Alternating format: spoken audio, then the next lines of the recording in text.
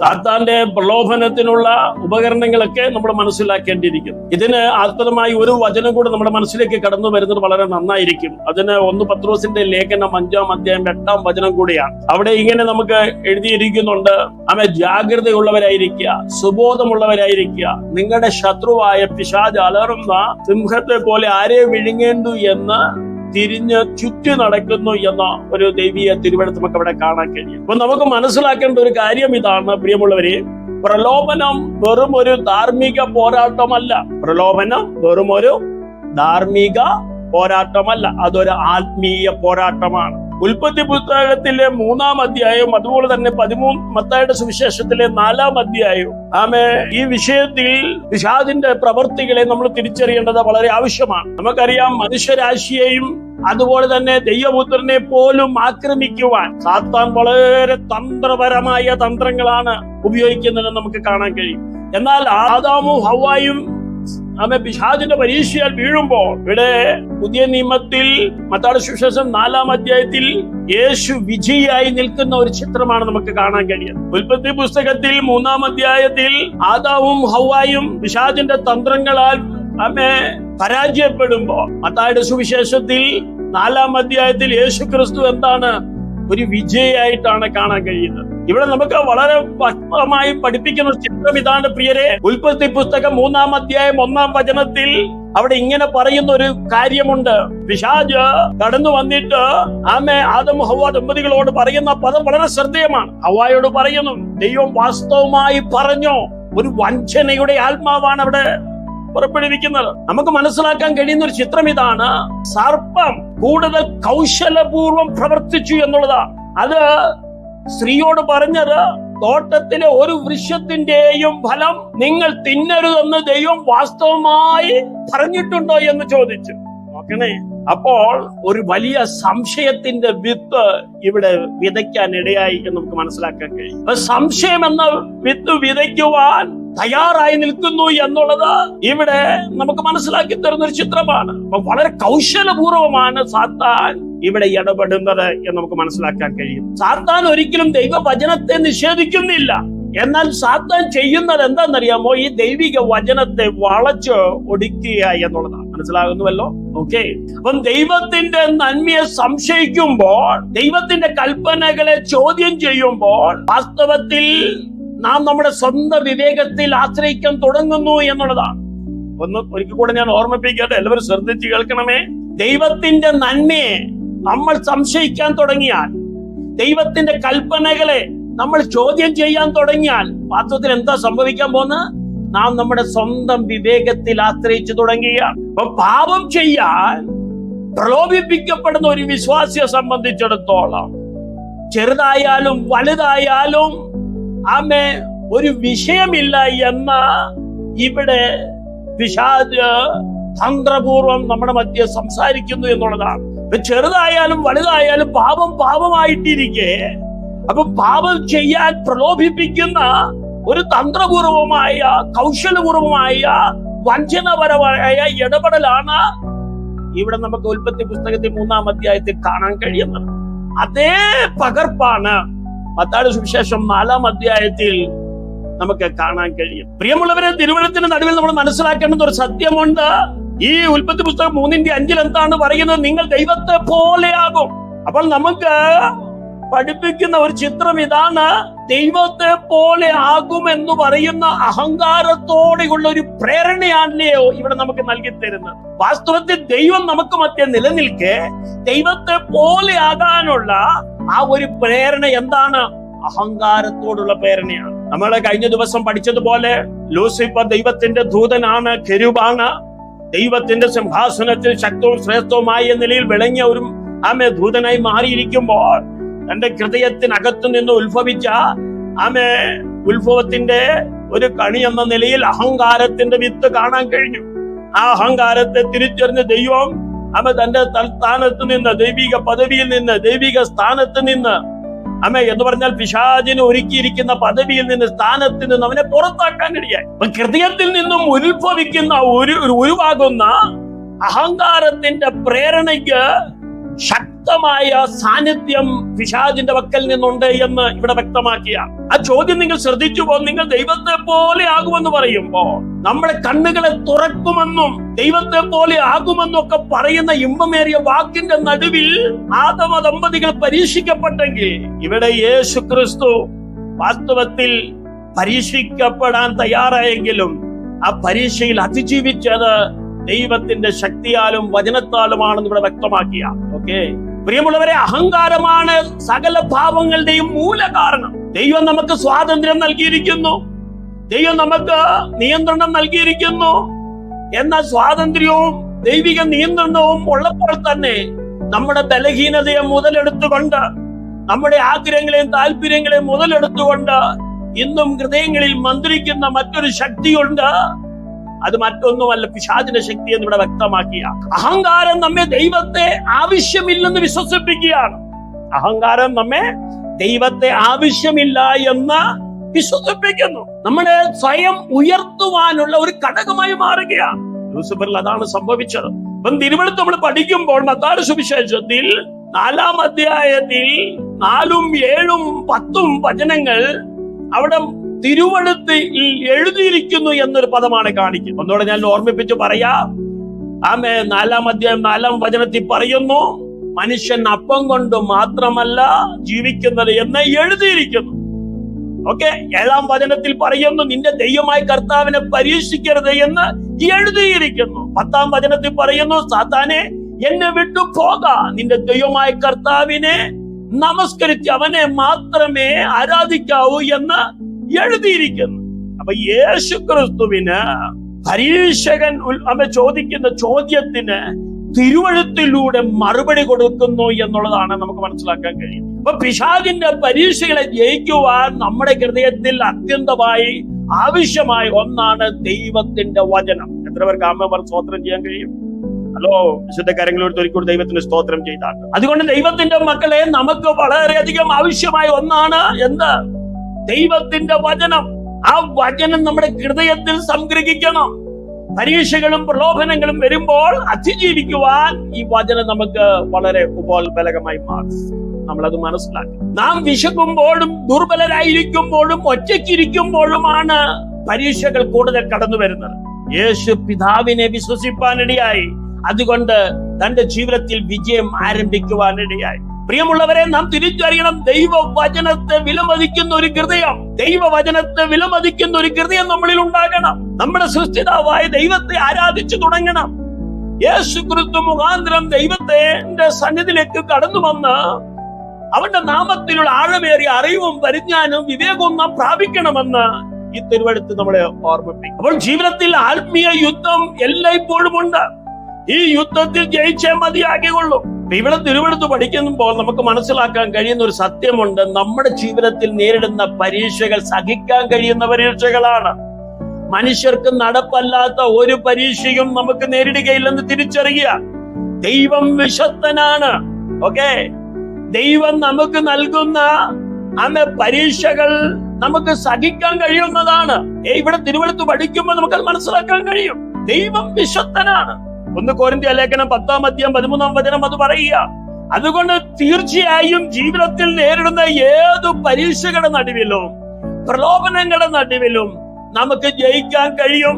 അതിനൊരു നീക്കുപോക്കുണ്ട് എന്ന് ഈ തിരുവഴുത്ത് നമ്മളെ ഉറപ്പിച്ചു പ്രഖ്യാപിക്കുന്നു. ഫിലിപ്പിയ ലേഖനം 2-ാം അധ്യായം 5 മുതൽ 8 വരെയുള്ള വചനമൊക്കെ ഒന്ന് ധ്യാനിക്കുമ്പോൾ നമുക്ക് മനസ്സിലാക്കാൻ കഴിയുന്നത് ഇങ്ങനെയാണ്. ക്രിസ്തു തന്നെത്താൻ താഴ്ത്തിക്കൊണ്ട് പിശാചിന്റെ പരീക്ഷകളെ ജയിപ്പാനിടയായി. അവിടെ എന്താണ് പറയുന്നത്? ക്രിസ്തുയേശുള്ള ഭാവം തന്നെ നിങ്ങളിൽ ഉണ്ടായിരിക്കണം. ക്രിസ്തു ദൈവരൂപത്തിൽ ഇരിക്കെ ദൈവത്തോടുള്ള സമത്വം മുറുകെ പിടിച്ചുകൊള്ളാതെ, വചനം പറയുന്നത് ഇങ്ങനെയാണ്, ദാസരൂപം, ഒരു സേവകനായി തീരുവാൻ, അടിമയായി തീരുവാൻ. ആരുടെ? ദൈവത്തിന്റെ സേവകനായി അടിമയായി തീർന്നുകൊണ്ട് മനുഷ്യരാശിക്കു വേണ്ടി ദാസരൂപമെടുത്ത് മനുഷ്യ സാദൃശ്യത്തിലായി തന്നെത്താൻ ഒഴിച്ച് വേഷത്തിൽ മനുഷ്യനായി വിളങ്ങി തന്നെത്താൻ താഴ്ത്തി മരണത്തോളം, ക്രൂശിലെ മരണത്തോളം എന്തായി തീർന്നു? അനുസരണമുള്ളവനായി തീർന്നു. അതുകൊണ്ട് എന്താ സംഭവിച്ചെന്നറിയാമോ? ദൈവം അവനെ ഏറ്റവും ഉയർത്തി എല്ലാ നാമത്തിലും മേലായ നാമം ആക്കി ദൈവം അവനെ മാനിക്കുവാനിടയായി. അപ്പൊ പ്രലോഭനങ്ങൾ വരും, അത് സ്വാഭാവികമാണ്. പ്രിയമുള്ളവരെ, പരീക്ഷകൾ വരും, അത് സ്വാഭാവികമാണ്. പക്ഷെ ജയിക്കുവാനും പോക്കുവഴി ഉണ്ടാക്കുവാനും നീക്കുപോക്കുണ്ടാക്കുവാനും കഴിയുന്ന ഒരു ദൈവത്തിലാണ് പ്രിയമുള്ളവരെ നാം വിശ്വസിക്കുന്നത്. എത്ര പേർക്ക് ആമേൻ സ്തോത്രം ചെയ്യാൻ കഴിയും? ഹല്ലേലൂയ. വിശുദ്ധ കാര്യങ്ങളിൽ ദൈവത്തെ സ്തുതിച്ചാൽ പിശാചിന്റെ പ്രലോഭനങ്ങളെ തിരിച്ചറിയുക, പിശാച് ഒരുക്കുന്ന പരീക്ഷകളെ തിരിച്ചറിയുക, പിശാച് ഒരുക്കുന്ന സകല തന്ത്രങ്ങളെയും തിരിച്ചറിയുക. ദൈവത്തിന്റെ വചനം പറയുന്ന സകല പരീക്ഷകളെയും പ്രലോഭനങ്ങളെയും തന്ത്രങ്ങളെയും അതിജീവിക്കുവാൻ നമുക്ക് കഴിയും. നമുക്കതിനുള്ള നീക്കുപോക്ക് ദൈവം തരും. ജീവിതത്തിൽ തിരുവെടുത്ത് പഠിക്കുന്നവർക്ക് അറിയാം, റോമാലേഖനം 8:37 വചനത്തിൽ പറയുന്നു, ഇതിലൊക്കെയും നാം ജയാളികളാണെന്ന് പൗലോസ് പറയുന്നതിന് പിന്നിലത്തെ ചരിത്രം ഇതാണ്. ദൈവത്താൽ നമുക്ക് കഴിയുമെന്നുള്ള ഒരു ഉറപ്പ് ഇവിടെ പ്രസ്താവിക്കപ്പെടുകയാണ്. ഞാൻ ഓർപ്പിക്കട്ടെ പ്രിയമുള്ളവരെ, നമ്മെ സ്നേഹിക്കുന്നവൻ മുഖാന്തരം നമുക്ക് ജയമുണ്ട് എന്ന് ഇവിടെ ഓർമ്മിപ്പിക്കുകയാണ്. ക്രിസ്തുവിന്റെ സ്നേഹത്തിൽ നിന്ന് നമ്മെ വേർപിരിക്കുന്നത് ആരെ എന്ന് പൗലോസ് ചോദിക്കുന്നു. കസ്തതയോ പട്ടിണിയോ ഉപദ്രവമോ നഗ്നതയോ വാളോ ആപത്തോ നിന്റെ നിമിത്തം ഞങ്ങളെ ഇടപെടാതെ കൊല്ലുന്നു, അറുപ്പാനുള്ള ആടുകളെ പോലെ ഞങ്ങളെ എണ്ണുന്നു എന്നൊക്കെ പറയുന്ന ആ ചിത്രം ഒന്ന് മനസ്സിലാക്കണം. മനുഷ്യന് നേരിടുന്ന ഏറ്റവും വലിയ പരീക്ഷകൾ എന്താണ്? കസ്തത നൽകി പരീക്ഷിക്കും, സങ്കടങ്ങൾ നൽകി പരീക്ഷിക്കും, പട്ടിണി നൽകി പരീക്ഷിക്കും, ഉപദ്രവം നൽകി പരീക്ഷിക്കും, നഗ്നതയും വാളും ആപത്തും നൽകി പരീക്ഷിക്കും. ഇങ്ങനെ നമ്മളെ ഞെരുക്കിക്കളയുന്ന പരീക്ഷകളാണ് പിശാച് ഒരുക്കി തരുന്നത്. എങ്കിലും പൗലോസ് പറയുന്നു, നാമോ നമ്മെ സ്നേഹിച്ചവൻ മുഖാന്തരം ഇതിലൊക്കെയും എന്ത് ചെയ്തിരിക്കുന്നു? പൂർണ്ണ ജയം പ്രാപിക്കുന്നു. മരണത്തിനാകട്ടെ, ജീവനോ ദൂതന്മാർക്കോ വാഴ്ചകൾക്കോ അധികാരങ്ങൾക്കോ ഇപ്പോഴുള്ളതിനോ വരുവാനുള്ളതിനോ, പറഞ്ഞാട്ട് അതിന് അറിയാവുന്നവര്, ഉയരത്തിലുള്ളതിനോ ആഴത്തിലുള്ളതിനോ മറ്റു യാതൊരു സൃഷ്ടിക്കോ നമ്മുടെ കർത്താവായ യേശു ക്രിസ്തുവിലുള്ള ദൈവ സ്നേഹത്തിൽ നിന്ന് നമ്മെ വേർപിരിക്കാൻ കഴിയുകയില്ല എന്ന് ഞാൻ ഉറച്ചിരിക്കുന്നു. അതാ ഒരു ദൈവ പൈതലിന്റെ ദൃഢധൈര്യം എന്ന് പറയും. തിരുവെടുത്ത് പഠിപ്പിക്കുന്നത് ഇങ്ങനെയാണ്: മനുഷ്യന്റെ ആയുസ് മുഴുവൻ പരീക്ഷകൻ കടന്നു വരും, പ്രലോഭനങ്ങൾ കടന്നു വരും. പക്ഷെ ഇവിടെ നമുക്ക് ജയിച്ചാൽ മതിയാകുള്ളെന്നാണ് പറയുന്നത്. പല നിലയിലുള്ള പ്രലോഭനങ്ങൾ, പരീക്ഷകളെ കുറിച്ച് നമ്മൾ ഇവിടെ സംസാരിച്ചു കഴിഞ്ഞു. അപ്പൊ തിരുവെടുത്ത് ഇവിടെ അറിയണം ഈ പ്രലോഭനങ്ങളുടെയും നടുവിൽ, പരീക്ഷകളുടെ നടുവിലും ജയിക്കാൻ. മത്തായിയുടെ സുവിശേഷത്തിൽ 4-ാം അധ്യായത്തിലും 4, 7, 10 വചനങ്ങൾ പറഞ്ഞുകൊണ്ടാണ് അവിടെ എഴുതിയിരിക്കുന്ന ഇങ്ങനെയാണ്: തിരുവെഴുത്ത് ഉദ്ധരിച്ചുകൊണ്ടാണ് യേശു എന്ത് ചെയ്ത് പിശാചിന്റെ പരീക്ഷകളെ ജയിപ്പാൻ ഇടയാൻ. ചില കാര്യങ്ങൾ ഒട്ടി ദൈവത്തെ സ്തുതിച്ചാൽ ഹല്ലേലൂയ. ഇവിടെ തിരുവെഴുത്ത് പറയുന്നത് ഇങ്ങനെയാണ്: അനന്തരം പിശാചിനാൽ പരീക്ഷിക്കപ്പെടുവാൻ യേശുവിനെ ആത്മാവ് മരുഭൂമിയിലേക്ക് നടത്തി. അപ്പൊ സ്വർഗത്തിൽ നിന്ന് കടന്നു വന്നിരിക്കുന്ന തൃത്വത്തിലെ മൂന്നാമനായ പരിശുദ്ധാത്മാവിനാൽ നിറയപ്പെട്ട യേശു അതേ ആത്മാവിനാൽ എവിടേക്ക് പോയി? മരുഭൂമിയിലേക്ക് കടന്നുപോയി എന്നാണ്. ഇവിടെ 2 ശക്തികളാണ് മല്ലടിക്കുന്നത്. ഒന്ന്, പരിശുദ്ധാത്മാവിനാൽ മരുഭൂമിയിലേക്ക് നടത്തപ്പെടുമ്പോ, മറ്റൊന്ന് പരീക്ഷകൻ, വഞ്ചകൻ, വ്യാജൻ, കുറ്റാരോപിതൻ ആയ പിശാച് ഇവിടെ കടന്നു വരുന്നതായിട്ട് നമുക്ക് തിരിച്ചറിയാൻ കഴിയും. പ്രിയമുള്ളവരെ, മനസ്സിലാക്കണം, പഴയ നിയമത്തിൽ പിശാചിനാൽ പരീക്ഷിക്കപ്പെട്ട ഒരു ജനതയെ വിളിച്ചു ചൂണ്ടുമ്പോൾ, പഴയ ജനത്തെ കുറിച്ച് സംസാരിക്കുമ്പോൾ, പുതിയ നിയമത്തിൽ യേശുക്രിസ്തു മുഖാന്തരം സകലർക്കും ദൈവത്തിങ്കിലേക്ക് കടന്നു വരാനുള്ള വഴി ഇവിടെ ദൈവം വെളിപ്പെടുത്തി കൊടുത്തുകൊണ്ട്, യേശുക്രിസ്തു മാതൃകയായി മാറിക്കൊണ്ട് നമ്മുടെ നടുവിൽ പരീക്ഷകളെ അതിജീവിക്കുന്ന ഒരു വലിയ രംഗം ഇവിടെ ആരംഭിക്കാനിടയാകിയ.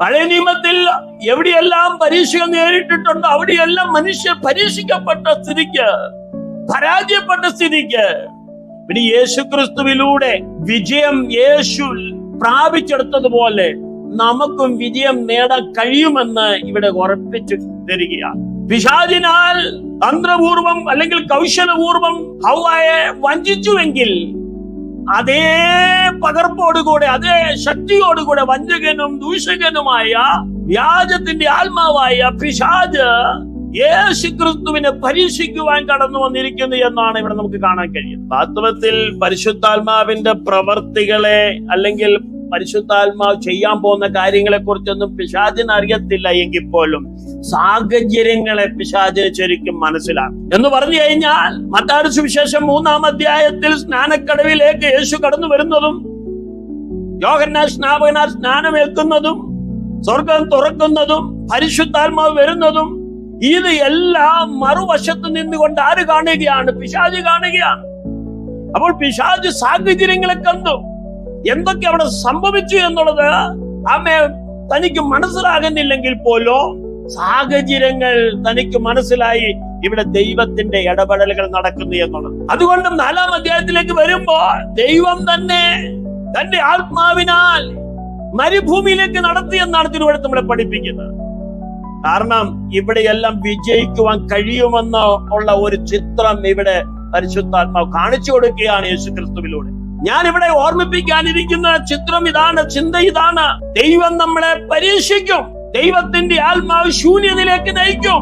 ദൈവത്തിന്റെ ആത്മാവ് ഇരുട്ടിലേക്ക് നമ്മളെ തള്ളിവിടും. ഭയാനകമായ ഭീതിപ്പെടുത്തുന്ന അവസ്ഥയിലേക്ക് ദൈവം കൊണ്ടുവിടും. പക്ഷേ അവിടെയെല്ലാം ഒരു ആത്മീകൻ ജയിക്കാൻ കഴിയുമെന്നുള്ള ഒരേ ഒരു മാതൃകയാണ് യേശുക്രിസ്തുവിലൂടെ നമുക്ക് നൽകി തരുവാൻ കഴിയും. എത്ര പേർക്ക് കാര്യങ്ങൾ മനസ്സിലാക്കുന്നുണ്ട്? ഹല്ലേലൂയ. പലപ്പോഴും നമ്മൾ തന്നെ നമ്മളെ തന്നെ പരാതി പറയുന്നുണ്ട്, എനിക്ക് എന്തുകൊണ്ട് ഇത് സംഭവിച്ചു, എന്റെ ജീവിതത്തിൽ എന്തുകൊണ്ട് ഇത് വന്നു. ഓർത്തുകൊള്ളണം, നമ്മൾ തോറ്റുപോകുന്നു എന്ന് തോന്നുമ്പോൾ ജയിക്കാൻ കഴിയുമെന്ന് ഇവിടെ വചനത്തിലൂടെ നമ്മളെ ഓർമ്മിപ്പിക്കുകയാണ് യേശുക്രിസ്തുവിന്റെ ജീവിതം. എത്ര പേർക്ക് ആമേൻ പറഞ്ഞ ദൈവത്തിന് സ്തോത്രം ചെയ്യാൻ കഴിയും? ഹല്ലേലൂയ. ആത്മാവിൽ നിറഞ്ഞവൻ ആത്മാവിൽ പരീക്ഷിക്കപ്പെടുവാനിടയാകുകയാണ്. ഒരു ദൈവ പൈതൽ പ്രാർത്ഥിച്ചു തുടങ്ങുമ്പോൾ പരീക്ഷകൾ വരും. ഒരു ദൈവ പൈതൽ വചനം പഠിച്ചു തുടങ്ങുമ്പോൾ പരീക്ഷകൾ വരും. ഒരു ദൈവ പൈതൽ വിശുദ്ധിക്ക് വേണ്ടി ജീവിക്കുവാൻ തയ്യാറാകുമ്പോൾ എന്ത് സംഭവിക്കും? പരീക്ഷകൾ വരും. നമ്മുടെ ജീവിതത്തിൽ പരീക്ഷകൾ ഇല്ലെങ്കിൽ ഓർത്തുകൊള്ളണം, പിശാചിന്റേതാകുന്ന പ്രലോഭനങ്ങളും തന്ത്രങ്ങളും നമ്മുടെ മധ്യത്തിൽ വെളിപ്പെടുന്നില്ലെങ്കിൽ ഓർത്തുകൊള്ളണം, നാം ഓൾറെഡി പിശാചിന്റെ ഗണത്തിൽപ്പെട്ട് കഴിഞ്ഞു. ഓക്കെ. ഒരു ആത്മീയനെ സംബന്ധിച്ചിടത്തോളം അവൻ നിരന്തരം അഭിമുഖീകരിക്കുന്ന മറ്റൊരു വിഷയമാണ് എന്ത്? പ്രലോഭനങ്ങൾ, പരീക്ഷകൾ. പൗലോസിന്റെ ഭാഷയിൽ പറഞ്ഞു കഴിഞ്ഞാൽ ജഡമോഹം, കൺമോഹം, ജീവനത്തിന്റെ പ്രതാപം എന്നിങ്ങനെ 3 അതിപ്രധാനമായ ഘടകങ്ങളെ മുൻനിർത്തിക്കൊണ്ടാണ് പിശാചിന്റെ പ്രവർത്തികളെ കുറിച്ച് പൗലോസ് സംസാരിക്കും. ഇവിടെ നമ്മൾ തിരിച്ചറിയണം, നമുക്ക് നമ്മുടെ പോരിന്റെ ആയുധങ്ങൾ എന്ന് പറയുന്നത് ജഡീകമായ ഒന്നല്ല എന്ന് തിരിച്ചറിയണം. നമ്മുടെ പോരിന്റെ ആയുധങ്ങൾ എന്തല്ല? ജഡീകങ്ങളല്ല. നമ്മുടെ വിദ്യാഭ്യാസം കൊണ്ട് നമുക്ക് പോരാടാൻ പറ്റത്തില്ല. പിശാചിനെ തോൽപ്പിക്കാൻ നമ്മുടെ വിദ്യാഭ്യാസം കൊണ്ട് കഴിയുകയില്ല. നമ്മുടെ സമ്പത്ത് കൊണ്ടോ, നമ്മുടെ കുടുംബ പാരമ്പര്യം കൊണ്ടോ, നമ്മുടെ സമുദായ പാരമ്പര്യം കൊണ്ടോ, നമ്മുടെ സൊസൈറ്റിയിലുള്ള നമ്മുടെ കെട്ടുറപ്പ് കൊണ്ടോ ഒന്നും തന്നെ നമുക്ക് പിശാചിനോട് പോരാടാൻ കഴിയുകയില്ല എന്ന് ഇവിടെ പൗലോസ് ശ്ലീഹ 2 കൊരിന്ത്യർ ലേഖനം 10-ാം അധ്യായം 5-ാം വചനം പറയുന്നത്. അതുകൊണ്ട് മനസ്സിനെ സൂക്ഷിക്കണം. തിരുവെടുത്ത് പറയുന്നത് ഇങ്ങനെയാണ്, ഞങ്ങളുടെ പോരിന്റെ ആയുധങ്ങളോ ജഡീകങ്ങളല്ല, കോട്ടകളെ ഇടിപ്പാൻ ദൈവസന്നിധിയിൽ ശക്തിയുള്ളവ തന്നെ. അതുകൊണ്ട് ഞങ്ങൾ എന്താ ചെയ്യുന്നതെന്ന് അറിയാമോ? ഞങ്ങൾ സങ്കല്പങ്ങളെയും ദൈവത്തിന്റെ പരിജ്ഞാനത്തിന് വിരോധമായി പോകുന്ന എല്ലാ ഉയർച്ചയും ഇടിച്ചു കളഞ്ഞുകൊണ്ട് ഞങ്ങളുടെ മുമ്പിൽ വരുന്ന ഏത് വിചാരത്തെയും ക്രിസ്തുവിന്റെ അനുസരണത്താൽ ഞങ്ങൾ എന്ത് ചെയ്യുക? അങ്ങ് പിടിച്ചടക്കുകയാണെന്നാണ് പൗലോസ് പറയുന്നത്. എന്ന് പറഞ്ഞാൽ ക്രിസ്തുവിനോടുള്ള അനുസരണത്തിനായി എല്ലാ ചിന്തകളെയും ഞങ്ങൾ അങ്ങ് അടിമത്തത്തിലാക്കുന്നു. ക്രിസ്തുവിനോടുള്ള അനുസരണത്തിനായി എല്ലാ ചിന്തകളും എന്ത് ചെയ്യുന്നു? നിങ്ങൾ അടിമത്തത്തിലാക്കുന്നു. നിങ്ങൾ ശ്രദ്ധിച്ച് കേൾക്കണമേ. അപ്പൊ നുണകളെ തിരിച്ചറിയാൻ നമുക്ക് കഴിയണം. അവിടെ നമ്മൾ സത്യം സ്ഥാപിക്കാൻ പഠിക്കണം എന്ന് ഇവിടെ ഓർമ്മിപ്പിക്കുകയാണ്. നമ്മുടെ ജീവിതത്തിൽ നേരിടുന്ന പ്രലോഭനങ്ങളെ തിരിച്ചറിയണം, പരീക്ഷകളെ തിരിച്ചറിയണം, സാത്താന്റെ തന്ത്രങ്ങളെ തിരിച്ചറിയണം. അതിന് നടുവിൽ സത്യവും നീതിയും ധാർമ്മികതയും സ്ഥാപിച്ചെടുക്കുവാൻ പരിശുദ്ധാത്മാവ് നമ്മളെ ബുദ്ധി ഉപദേശിക്കുക. യാക്കോബ് അപ്പോസ്തലൻ എന്താണ് പറയുന്നത്? 4-ാം അധ്യായം 6-7 വചനങ്ങൾ. ദൈവം അഹങ്കാരികളെ എതിർക്കുന്നു എന്നാണ് പറയുന്നത്. അപ്പോൾ തന്നെ മറ്റൊരു വശം ദൈവം പറയുന്നു, താഴ്മയുള്ളവർക്ക് ദൈവം കൃപ കാണിക്കുന്നു. ആകയാൽ ദൈവത്തിന് കീഴടങ്ങുവി, പിശാചിനോട് ചെറുത്തു നിൽപ്പി, അപ്പോൾ പിശാച് നമ്മളിൽ നിന്ന് വിട്ട് ഓടിപ്പോകും. അപ്പോൾ താഴ്മ എന്ന് പറയുന്നത് വളരെ ഏറ്റവും അനുഗ്രഹിക്കപ്പെട്ട ഒരു ഘടകമാണെന്ന് ഇവിടെ പരിശുദ്ധാത്മാവ് നമ്മളെ ഓർമ്മിപ്പിക്കുന്നു. അപ്പൊ താഴ്മ വളർത്തിയെടുക്കേണ്ട ആവശ്യമല്ലയോ? താഴ്മയുള്ളവരോടുകൂടെ ദൈവമുണ്ട്, സ്നേഹിക്കുന്നവരോടുകൂടെ ദൈവമുണ്ട്, സത്യത്തിൽ വളരാൻ ശ്രമിക്കുന്നവരോട് കൂടെ ദൈവമുണ്ട്. വിശുദ്ധിക്ക് വേണ്ടി അധ്വാനിക്കുവാൻ പ്രയത്നിക്കുവാൻ കഴിയുന്നവരോട് കൂടെ ദൈവമുണ്ട് എന്ന് ഇന്ന് രാത്രിയിലും പരിശുദ്ധാത്മാ നമ്മളെ ബുദ്ധി ഉപദേശിക്കുകയാണ്. താഴ്മ നമ്മെ നമ്മുടെ ശക്തിയെ അല്ല, ദൈവ കൃപയാണ് ആശ്രയിക്കുന്നത്. ഹല്ലേലൂയ. അതുകൊണ്ട് പ്രിയമുള്ളവരെ, വചനം ശരിയായി കൈകാര്യം ചെയ്യാൻ നമ്മൾ പഠിച്ചിരിക്കണം. 2 തിമോഥെയോസിന്റെ ലേഖനം 2-ാം അധ്യായം 15-ാം വചനം പറയുന്നത് പോലെ സത്യവചനം ശരിയായി കൈകാര്യം ചെയ്യണം. വിവേകത്തിനായി നമ്മൾ പ്രാർത്ഥിക്കണം. ജ്ഞാനപൂർവമായ ഉപദേശം നമ്മൾ കേൾക്കണം. ദൈവത്തിന്റെ സർവായുധ വർഗം നമ്മൾ ധരിക്കണം. ദൈവത്തിന് കീഴടങ്ങണം. പിശാചിനോട് എതിർത്ത് നിൽക്കണം. എങ്കിൽ മാത്രമേ ആത്യന്തികമായി പ്രലോഭനത്തിൽ നിന്നും പരീക്ഷയിൽ നിന്നും സാത്താന്റെ തന്ത്രങ്ങളിൽ നിന്നും നമുക്ക് ജയിക്കാൻ കഴിയുകയുള്ളൂ എന്നുള്ള ദിവ്യമേറിയ സന്ദേശമാണ് ഇന്ന് രാത്രിയിൽ നമ്മുടെ മധ്യം മുഴങ്ങുന്നത്. എത്ര പേർക്ക് ആമേൻ പറഞ്ഞ് ദൈവത്തെ സ്തുതിക്കാൻ കഴിയും? ഹല്ലേലൂയ. അതുകൊണ്ട് വിജയം സുനിശ്ചിതമാണ്. ദൈവ പൈതലിന് വിജയം സാധ്യമാണ്. എബ്രായ ലേഖനം 4-ാം അധ്യായം 15 മുതൽ 16 വരെയുള്ള വചനങ്ങൾ പഠിക്കുമ്പോൾ കാണാൻ കഴിയുന്നത് ഇങ്ങനെയാണ്. നമ്മുടെ ബലഹീനതകളിൽ സഹാനുഭൂതി കാണിക്കാൻ കഴിയാത്ത ഒരു മഹാപുരോഹിതൻ നമുക്കില്ല.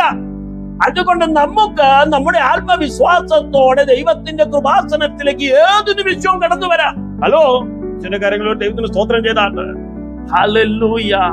അപ്പോൾ സദാസമയം നമ്മുടെ കൂടെ നിൽക്കാൻ, നമ്മുടെ ബലഹീനതയ്ക്ക് സഹാനുഭൂതി കാണിക്കുവാൻ നമുക്ക് മധ്യ ഒരു ശ്രേഷ്ഠ മഹാപുരോഹിതനുണ്ട് എന്ന് ഇവിടെ ഉറപ്പിച്ചു പറയുക. കാരണം യേശു ക്രിസ്തുവിലാണ് നമുക്ക് വിജയം ലഭിക്കാൻ കഴിയുന്നത്.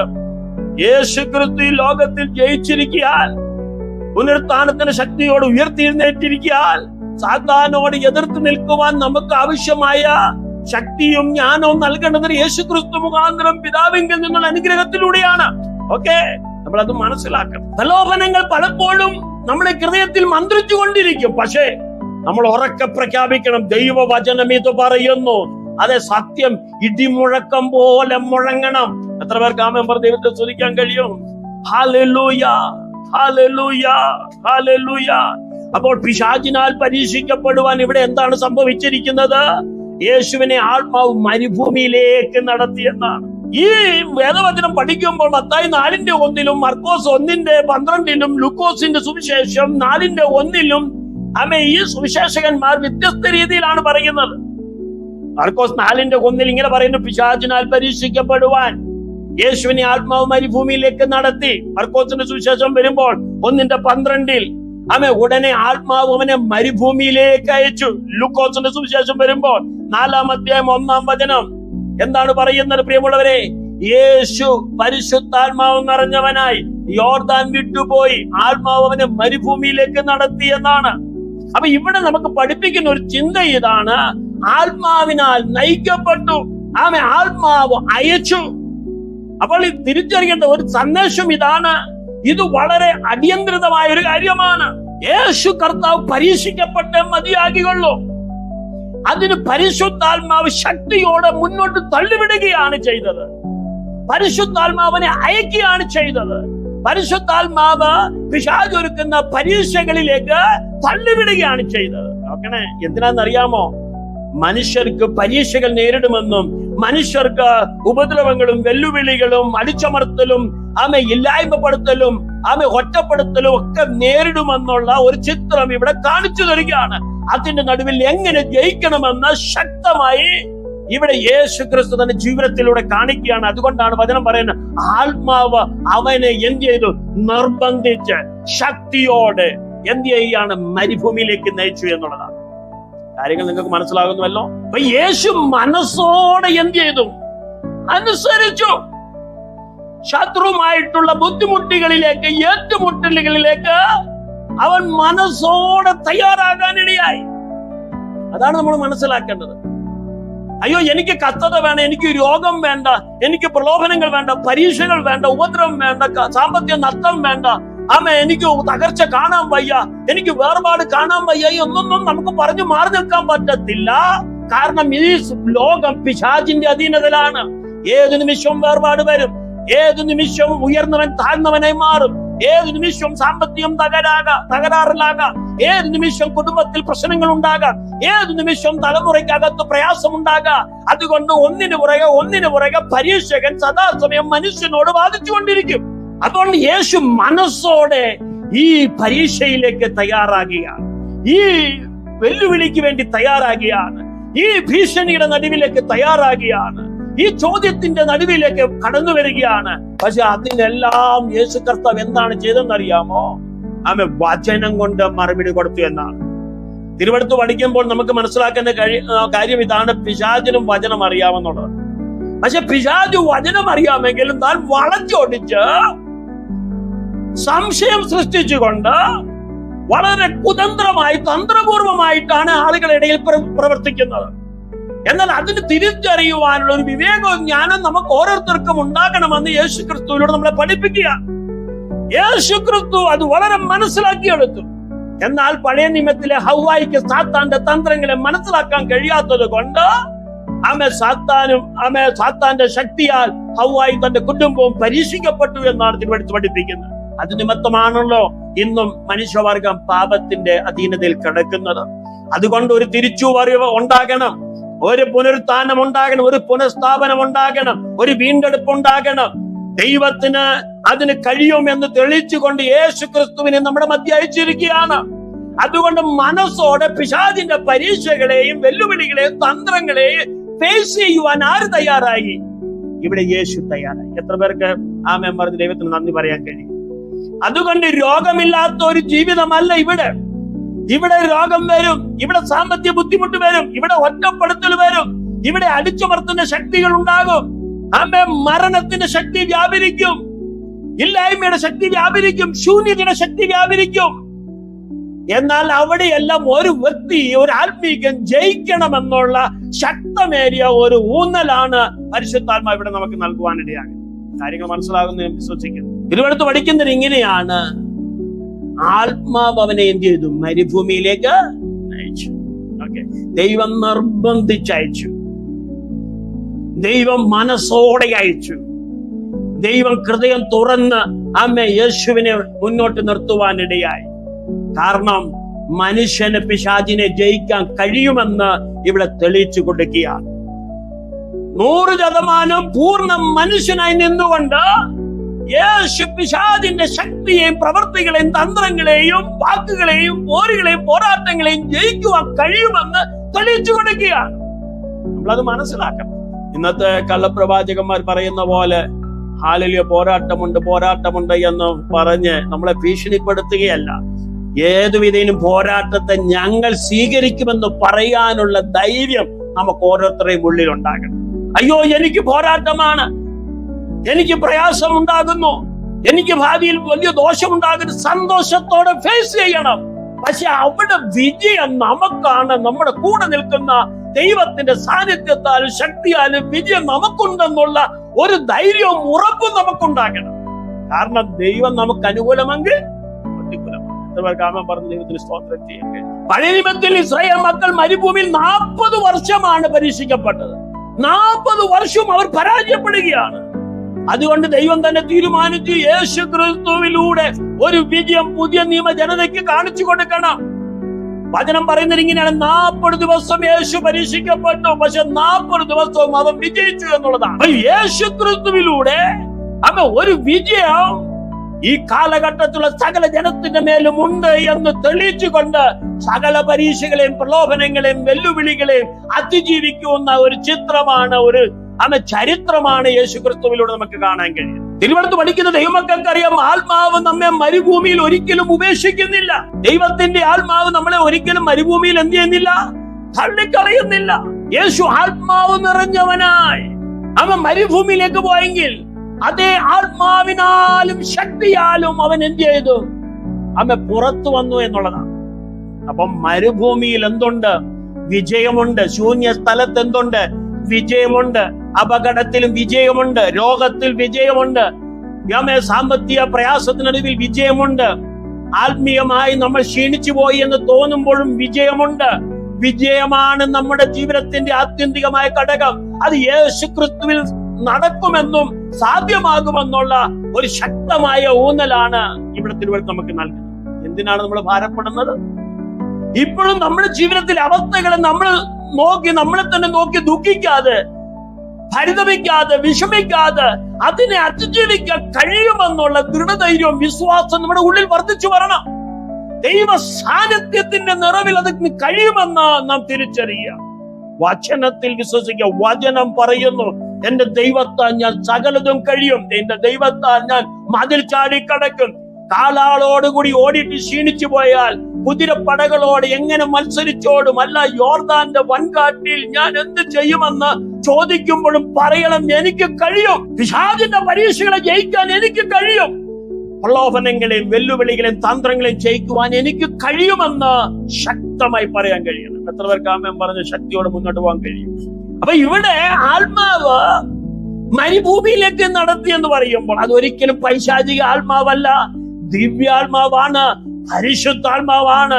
കാരണം ബൈബിൾ നമ്മൾ പഠിക്കുമ്പോൾ മത്തായി സുവിശേഷത്തിലെ 4:1 ന്യൂമയാണ് വിശേഷിപ്പിക്കുന്നത്. ഗ്രീക്കിൽ പറഞ്ഞാൽ അതേ പരിശുദ്ധാത്മാവിനെയാണ് സൂചിപ്പിക്കുന്നത്. ആവിനെ പോലെ ഇറങ്ങി വന്ന അതേ ആത്മാവിനാൽ യേശുക്രിസ്തു ആമേൻ എന്ത് ചെയ്യുക? പരീക്ഷിക്കപ്പെടുവാൻ തയ്യാറാക്കിയാണ്. അപ്പൊ പരിശുദ്ധാത്മാവ് നമ്മളെ എന്ത് ചെയ്യും? മുന്നോട്ട് തള്ളിവിടും. നമ്മളൊരു ഉറച്ച മനുഷ്യനായി മാറുവാൻ, പുരുഷത്വമുള്ളവനായി മാറുവാൻ, തികവൊട്ട ഉള്ള ഒരു വ്യക്തിയായി മാറുവാൻ പരിശുദ്ധാത്മാവ് എന്ത് ചെയ്യും? പരീക്ഷയിലേക്ക് നയിക്കുമെന്നുള്ളത് മറന്നു പോകരുത്. പക്ഷേ ഈ പരീക്ഷയുടെ നടുവിൽ ആത്യന്തിക വിജയം ദൈവത്തിന്റെ ആത്മാവിനാൽ നമുക്കുണ്ട് എന്ന് യേശുക്രിസ്തു ഇവിടെ വ്യക്തമാക്കിയ. ഹല്ലേലൂയ. അതുകൊണ്ടാണ് യാക്കോബ് അപ്പോസ്തലൻ 1:13 പറയുന്നത്, ദൈവം ഒരിക്കലും തിന്മയാൽ പരീക്ഷിക്കുന്നവനല്ല. ദൈവം ആരെയും തിന്മ കൊണ്ട് പരീക്ഷിക്കത്തില്ല. ദൈവത്തിന്റെ വചനം പറയുന്നത് ഇങ്ങനെയാണ്, ആത്മാവ് യേശുവിനെ പരീക്ഷിച്ചില്ല, മറിച്ച് സാത്താൻ അങ്ങനെ ചെയ്യാൻ ആഗ്രഹിക്കുന്ന ഇടത്തേക്ക് ആത്മാവ് നയിച്ചു എന്നുള്ളതാണ്. ഇവിടെ നിങ്ങൾ ശരിക്കും മനസ്സിലായാൽ അതിന്റെ കാര്യങ്ങളിലേക്ക് കടന്നു വരത്തുള്ളൂ. അമ്മേ ഒന്നുകൂടെ ശ്രദ്ധിച്ച് കേട്ടാട്ട്, ആത്മാവ് ഒരിക്കലും എന്ത് ചെയ്യത്തില്ല, പരിശുദ്ധാത്മാവ് ഒരിക്കലും എന്ത് ചെയ്യത്തില്ല, നമ്മെ പരീക്ഷിക്കത്തില്ല. പിന്നെന്താ ചെയ്യുന്നത്? പരീക്ഷിക്കാൻ സാധ്യതയുള്ള ഇടത്തേക്ക് എന്ത് ചെയ്യും? നമ്മളെ നയിക്കും. കാര്യങ്ങൾ മനസ്സിലാകുന്നുണ്ടോ? സാത്താൻ എവിടെയൊക്കെയാണ് നമ്മളെ പരീക്ഷിക്കാൻ ആഗ്രഹിക്കുന്ന അവിടേക്ക് നമ്മളെ എന്ത് ചെയ്യും? ആര് തള്ളിവിടും? പരിശുദ്ധാത്മാവ് തള്ളിവിടും. അപ്പം ആത്മാവ് നമ്മെ ഉപവസിക്കാനോ പ്രാർത്ഥിക്കാനോ വളർച്ചയ്ക്കായി ബുദ്ധിമുട്ടുള്ള ഒരു സാഹചര്യത്തിലേക്ക് നീങ്ങാനോ പ്രേരിപ്പിക്കുന്നുവെങ്കിൽ ഓർത്തുകൊള്ളണം, നാം അതിന് ഫേസ് ചെയ്യാൻ തയ്യാറാകണം. ഭയം കൊണ്ടല്ല, ദൈവത്തോടുള്ള അനുസരണത്തിൽ നാം തയ്യാറാകണം. ഇവിടെ പറയുന്നു, യേശുക്രിസ്തു പിതാവിന്റെ വാക്കിനാൽ അനുസരിച്ചു, ആത്മാവിന് കീഴ്പ്പെട്ടു, ആത്മാവിനാൽ മനസ്സോടെ പരീക്ഷിക്കപ്പെടാൻ തയ്യാറായി. ഇവിടെ ദൈവത്തിന്റെ ആത്മാവ് നമുക്ക് നൽകേണ്ട ഡ്യൂട്ടി എന്താണെന്ന് അറിയാമോ? നമ്മളെ വിവിധ നിലകളിലേക്ക് ദൈവം തള്ളിവിടും, വിവിധ പരീക്ഷകളിലേക്ക്, പ്രലോഭനങ്ങളിലേക്ക്.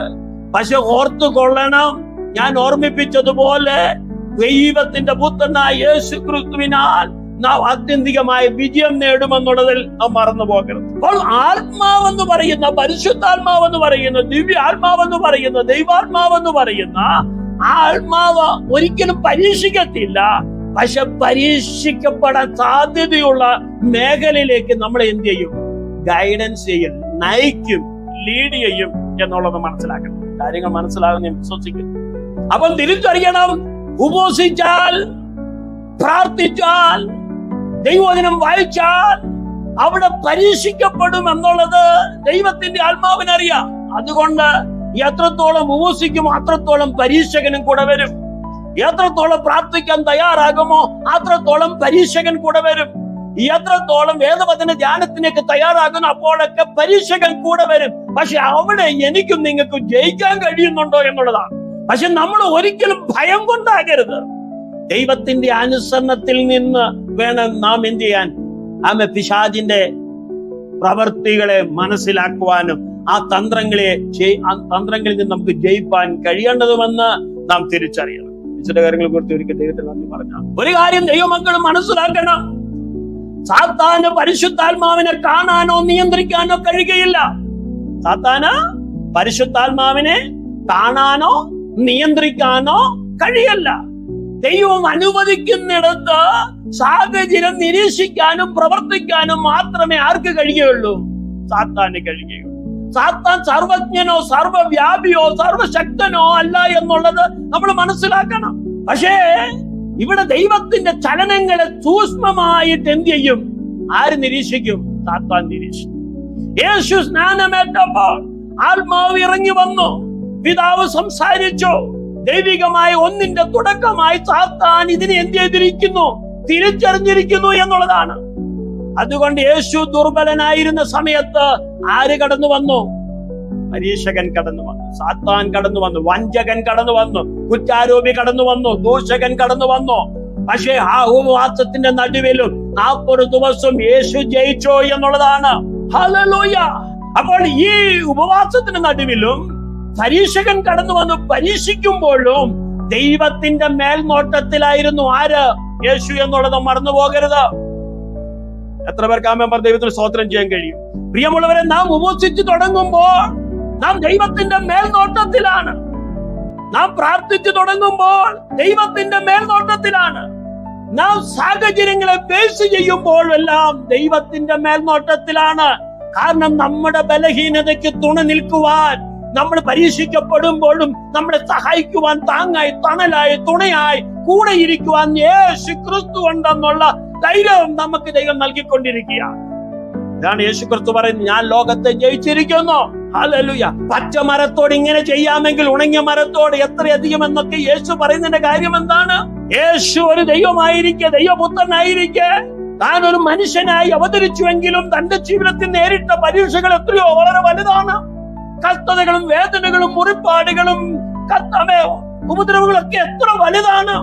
ആളല്ല എന്ന് തോന്നുമാറി വിരൂപമായിരിക്കുമ്പോഴും തന്റെ മുഴവുചാലുകൾ പോലെ വിണ്ടു കീറുമ്പോഴും താൻ അഭിമുഖീകരിക്കുന്ന പ്രതിസന്ധികൾ എത്ര വലുതാണ്. എങ്കിലും ദൈവത്തിന്റെ നിയന്ത്രണത്തിലാണ് യേശു. ദൈവത്തിന്റെ നിയന്ത്രണത്തിലായതുകൊണ്ട് അവൻ ഒന്നറിയാ, എന്റെ യുദ്ധം ഇവിടെ നിറവേറണ്ട, ദൈവത്തിന്റെ യുദ്ധം നിറവേറണമെന്ന് പറഞ്ഞുകൊണ്ട് ദൈവത്തിന്റെ സന്നിധിയിൽ അനുസരണമുള്ളവനായി മാറി. ഹല്ലേലൂയ. കാരണം എല്ലാ നാമത്തിലും മേലായ നാമമായി ഉയർത്തുവാൻ, സകലത്തിന്റെ മേലും അധികാരമുള്ളവനാക്കി മാറ്റുവാൻ കഴിയുന്ന ഒരു ദൈവത്തെ അവൻ പൂർണ്ണമായി വിശ്വസിച്ചു. പൗലോസിന്റെ ഭാഷയിൽ പറഞ്ഞു കഴിഞ്ഞാൽ, ഞാൻ ഓടുന്നതും അധ്വാനിച്ചതും വെറുതെയല്ല എന്ന് എനിക്കറിയാം. എന്നെ വിളിച്ച ഒരു ദൈവമുണ്ട്. ആ വിളിച്ച ദൈവത്തിന്റെ വിളിക്ക് യോഗ്യമാവണ്ണം ഞാൻ നടക്കും. പട്ടിണി കൊണ്ടോ, പരിവട്ടം കൊണ്ടോ, ദുഃഖം കൊണ്ടോ, കള്ള ഉപദേഷ്ടാക്കന്മാരുടെ ഉപദ്രവം കൊണ്ടൊന്നും എന്നെ ക്ഷീണിപ്പിക്കാൻ കഴിയില്ല. പൗലോസ് 40 തവണ 40 പ്രാവശ്യം തന്റെ ജീവിതത്തിൽ അടിയേറ്റു വാങ്ങി എന്ന് പറയുന്നു.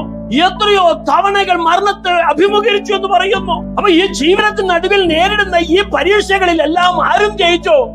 ദൈവത്തിന്റെ അഭിഷിക്തന്മാരെല്ലാം ജയിപ്പാനിടയായി, അപ്പോസ്തലന്മാർ ജയിപ്പാനിടയായി. അപ്പൊ പരീക്ഷകൾ ദൈവം കൊണ്ടു തരുന്നു, പ്രലോഭനങ്ങൾ ദൈവം കൊണ്ടു തരുന്നു, സാഹചര്യങ്ങൾ അനുകൂലമല്ലാതെ പ്രതികൂലമായി ദൈവം കൊണ്ടുവരുന്നു. പക്ഷെ അവിടെ എനിക്കും നിനക്കും ജയിക്കാൻ കഴിയണമെന്നുള്ള ഒരു വലിയ കടമ്പ നമ്മുടെ മുമ്പിലുണ്ട് എന്നുള്ള കാര്യം മറന്നു പോകരുത്. ഇന്ന് മനുഷ്യർക്ക് പറ്റുന്ന അപകടം എന്താണെന്നറിയാം? ഒരു രോഗം വരുമ്പം പറയും, ഓ ദൈവം മറന്നു. കുടുംബത്തിൽ ഒരു വേർപാട് നടന്നെങ്കിൽ പറയും ദൈവം മറന്നു. എന്തെങ്കിലും ഒരു ബലഹീനത വന്നെങ്കിൽ പറയും ദൈവം മറന്നു. ഹല്ലേലൂയ. ദൈവം ഒരിക്കലും നമ്മെ മറക്കുന്ന ദൈവമല്ല. ഇവിടെ ദൈവം ഓരോ ദിവസവും പരീക്ഷകൾ തന്നുകൊണ്ടിരിക്കുന്നു, ബലഹീനതകൾ തന്നുകൊണ്ടിരിക്കുന്നു. വെല്ലുവിളികളാണ് ഇവിടെ മുമ്പിലുള്ളത്, പരീക്ഷകളാണ് ഇവിടെ മുമ്പിലുള്ളത്. അതിന് ഒരു ആത്മീകൻ ജയിക്കണമെന്നുള്ള ഒരു വലിയ ദൗത്യം നമ്മളിൽ ഏൽപ്പിക്കുകയാണ്. ഭൂമിയിൽ നിങ്ങൾക്ക് കഷ്ടമുണ്ട്, എങ്കിലും ധൈര്യപ്പെടുവീൻ, ഞാൻ ലോകത്തെ ജയിച്ചിരിക്കുന്നു. ഭയപ്പെടണ്ട എന്ന് ഓരോ ദിവസവും അടുത്തു വന്ന് പറയുന്നതിന്റെ കാര്യം എന്താണ്? അപ്പുറത്ത് ഭയമുണ്ടാകുമെന്ന് ഉള്ളൊരു ചിത്രം കാണിച്ചുകൊണ്ടാണ്. കരയണ്ട എന്ന് പറഞ്ഞ് ഓരോ ദിവസം അടുത്തു വരുന്നതിന്റെ കാര്യം എന്താ? അപ്പുറത്ത് കരയാനുള്ള സാഹചര്യമുണ്ട് എന്നുള്ളത് കൊണ്ടാണ്. എത്ര പേർക്ക് കാര്യങ്ങൾ മനസ്സിലാകുന്നുണ്ട്? ഹലോ. അപ്പം ജീവിതത്തിൽ പിറുപിറുപ്പിന്റെ ആത്മാവിനെ എടുത്തു കളയണം, പകയുടെയും വിദ്വേഷത്തിന്റെ ആത്മാവിനെ എടുത്തു കളയണം. ഹൃദയത്തിൽ ഒരിക്കലും ദുഷ്ടത വളരാൻ അനുവദിക്കരുത്. ജീവിതത്തിൽ നേരിടുന്നത് ഒന്നും നമുക്ക് വേണ്ടി ദോഷത്തിനായിട്ടല്ല. സകലവിധ ബലഹീനതയ്ക്കും സഹതാപം കാണിക്കുവാൻ അരുമനാഥനായ യേശു ക്രിസ്തു നമ്മുടെ കൂടെയുണ്ട്. മഹാപുരോഹിതൻ, ശ്രേഷ്ഠ മഹാപുരോഹിതൻ നമ്മുടെ കൂടെയുണ്ട്. ദൈവത്തിന്റെ അനുവാദത്തോടു കൂടെ മാത്രമേ സാത്താന് പ്രവർത്തിക്കാൻ കഴിയുകയുള്ളൂ എന്ന് ഇയ്യോബിന്റെ പുസ്തകം 1:6 മുതൽ 12 വരെയുള്ള വചന വെളിപ്പാടി നമ്മളെ മനസ്സിലാക്കി തരുന്നു. അപ്പൊ ഏതൊരു പ്രവൃത്തിയും വെളിപ്പെടണമെങ്കിൽ, ഭൂമിയിൽ നടക്കണമെങ്കിൽ അതിന് ദൈവത്തിന്റെ അനുവാദമുണ്ട് പ്രിയരെ. എത്ര പേർക്ക് ആമേൻ പറഞ്ഞ് സ്തോത്രം ചെയ്യും. അപ്പോൾ നമ്മൾ തിരിച്ചറിയേണ്ട ഒരു ചിത്രം ഇതാണ്. ഹല്ലേലൂയ. പഴയ നിയമത്തിൽ ഹവ്വായെ പരീക്ഷിക്കുവാൻ സർപ്പം എന്ന രൂപത്തിൽ കടന്നു വന്നെങ്കിൽ മരുഭൂമിയിൽ സാത്താന്റെ രൂപം ഏതാണെന്നൊന്നും ഇവിടെ വ്യക്തമാക്കുന്നില്ല. നമ്മൾ പഠിക്കുമ്പോൾ ഇങ്ങനെയാണ് മനസ്സിലാക്കാൻ കഴിയുന്നത്. അനന്തരം പിശാചിനാൽ പരീക്ഷിക്കപ്പെടുവാൻ യേശുവിനെ ആത്മാവ് എന്ത് ചെയ്തു? മരുഭൂമിയിലേക്ക് നടത്തി. ഇവിടെ സർപ്പമാണോ, മനുഷ്യനാണോ, അതോ വേറെ വല്ല ശക്തിയുമാണോ ഒന്നും ഇവിടെ കാണിക്കുന്നില്ല. പക്ഷെ ഒരു കാര്യം വ്യക്തമാണ്. യേശു ക്രിസ്തുവിന് മനസ്സിലാകത്തക്ക നിലയിൽ, കാണത്തക്ക നിലയിൽ, ഗ്രഹിക്കത്തക്ക നിലയിൽ ഒരു അദൃശ്യമായ ഒരു രൂപം ഇവിടെ ഉണ്ട് എന്നിവിടെ വ്യക്തമാക്കുന്നു. തിരുവെടുത്ത് പഠിക്കുന്ന ഒരു ദൈവപൈതന് അറിയാം, സാത്താനും താനും വെളിച്ച ദൂതന്റെ വേഷം ധരിക്കുന്നുവല്ലോ എന്ന് 2 കൊരിന്ത്യർ ലേഖനം 11:14 പറയുന്നതിന്റെ പിന്നിലത്തെ ചരിത്രം ഇതാണ്. സാത്താന് ഏത് രൂപവും എടുക്കാം. സാത്താന് ഏത് രൂപവും എടുക്കാം എന്ന് പറഞ്ഞാൽ മൃഗങ്ങളുടെ രൂപം എടുക്കാം, മനുഷ്യരുടെ രൂപം എടുക്കാം. സകലവിധ രൂപങ്ങളുമായിട്ട് ആർക്ക് വരാൻ കഴിയും? സാത്താന് വരാൻ കഴിയും. സാത്താൻ പലപ്പോഴും വേഷം മാറി പ്രത്യക്ഷപ്പെടും. നമ്മൾ തിരിച്ചറിയേണ്ട ഒരു സത്യം ഇതാണ്. വശീകരിക്കുവാൻ, വഞ്ചിക്കുവാൻ, വെല്ലുവിളിക്കുവാൻ, ഭയപ്പെടുത്തുവാൻ ഇവിടെ സാത്താൻ തന്ത്രമെടുക്കുമ്പോൾ അവിടെയെല്ലാം ഒരാത്മീകൻ തികവുറ്റ മനസ്സോടെ ശക്തമായി നെഞ്ചുറപ്പോടെ പറയണം, പിശാചേ, നിനക്ക് ഭയപ്പെടുത്താനേ കഴിയുള്ളൂ, നിനക്ക് എന്നെ വശീകരിക്കാനേ കഴിയുള്ളൂ, നിനക്ക് എന്നെ വഞ്ചിക്കാനേ കഴിയുള്ളൂ, നിനക്ക് എന്നെ വെല്ലുവിളിക്കാനേ കഴിയുള്ളൂ. പക്ഷെ എന്നെ തോൽപ്പിക്കാൻ കഴിയുകയില്ല. എന്നിലുള്ളവൻ നിന്നേക്കാൾ വലിയവനാണെന്ന് പറയുവാനുള്ള ഒരു കഴിവ് നമുക്കുണ്ടാകണം. എന്ന് പറഞ്ഞാൽ പിശാചിനേക്കാൾ വലിയവനായവൻ ഒരുവൻ ആരുടെ ഹൃദയത്തിലുണ്ട്? നമ്മുടെ ഹൃദയത്തിൽ. കരങ്ങളോട്ട് ദൈവത്തെ തുരിച്ചാണ് നമുക്ക് ഒരുമിച്ച് പ്രാർത്ഥിക്കാം. പരിശുദ്ധനായ ദൈവമേ, സ്വർഗീയ പിതാവേ, ഇന്ന് രാത്രി ഞങ്ങൾ ഒരുമിച്ച് തിരുസന്നിധിയിൽ കടന്നു വരികയാണ്. കർത്താവേ, അവിടുത്തെ വചനത്താൽ ഞങ്ങളെ വീണ്ടും ജീവിപ്പിക്കണമേ. ഞങ്ങളെ ദൈവത്തിന്റെ ആത്മാവ് മരുഭൂമിയിലേക്ക് നടത്തുമ്പോഴും, ശൂന്യമായ സ്ഥലത്തേക്ക് നടത്തുമ്പോഴും, അപകടത്തിലേക്ക്, രോഗങ്ങളിലേക്ക്, വെല്ലുവിളികളിലേക്ക് ഞങ്ങളെ നടത്തുമ്പോഴും അവിടെയെല്ലാം കടന്നു വരുന്ന പിശാചിന്റെ പ്രവൃത്തികളെയും തന്ത്രങ്ങളെയും വെല്ലുവിളികളെയും ഭീഷണികളെയും കുതന്ത്രങ്ങളെയും മനസ്സിലാക്കിക്കൊണ്ട് അതിനെ അതിജീവിക്കുവാനുള്ള ദൈവവചനം ഞങ്ങളുടെ ഹൃദയത്തിൽ തരണമേ. ദൈവശക്തി ഞങ്ങൾക്ക് തരണമേ. ദൈവത്തിന്റെ അഭിഷേകം ഞങ്ങളുടെ മേൽ തരണമേ എന്ന് ഞങ്ങൾ ദൈവത്തോട് പ്രാർത്ഥിക്കുന്നു. ഇന്ന് രാത്രി കടന്നു വന്ന ജനത്തെ അനുഗ്രഹിക്കണമേ. മഹോന്നത കർത്താവിന് യേശു ക്രിസ്തുവിൻ തന്നെയുള്ള നാമത്തിൽ തന്നെ ആമേൻ. God bless you. ദൈവം നമ്മളെ ധാരാളമായി അനുഗ്രഹിക്കട്ടെ.